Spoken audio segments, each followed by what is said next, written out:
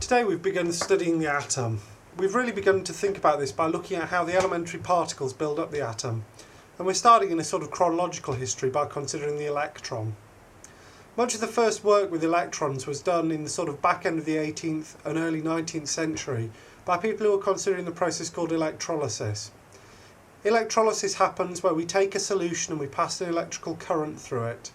We see at the anode and the cathode materials being deposited where they're coming out of solution, and this was studied in detail by Michael Faraday at about the turn of the 18th and the beginning of the 19th centuries. In particular, Faraday came up with two laws of electrolysis. The first one of these is that the mass of the substance deposited depends on the amount of electricity that's passed through the solution, or where we have a current flowing, it depends on the length of time, the amount of material that's deposited. Okay, the second law is that the number of farads of electric charge required to discharge 1 mole of substance at an electrode is equal to the number of excess elementary charges on that ion. So if an ion is charged with 1 charge, i.e. is 1 plus or 1 minus, then we need 1 Faraday. If it's 2 plus or 2 minus, 2 Faradays. 3 plus 3 minus needs 3 Faradays, and so on.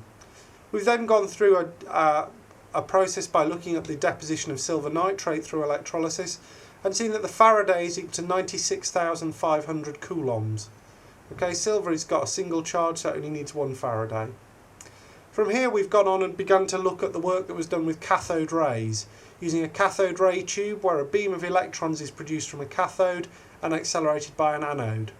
We've seen the early study of these, people wondering whether these are beams of light or electromagnetic radiation, but J.J. Thomson has shown convincingly that these are beams of negatively charged particles. Thomson went further than this and showed that the charge to mass ratio could be worked out, and when this was carried out it was seen that either the charge on the electron was very different from the charge on the hydrogen atom, or the mass of the electron was very much smaller. And in fact Thomson could estimate the charge on the electron as 1.6 times 10 to the minus 19 coulombs, and could then deduce that the mass of the electron must be about 1/1800th of the mass of the hydrogen atom. So the electron is very small, contains lots of negative charge. Okay, we've seen the E over B experiment, and that's really done by when we consider the movement of a charge in a magnetic field where we see circular motion. This is somewhat similar to gravitational, where a central force provides circular motion for a planet.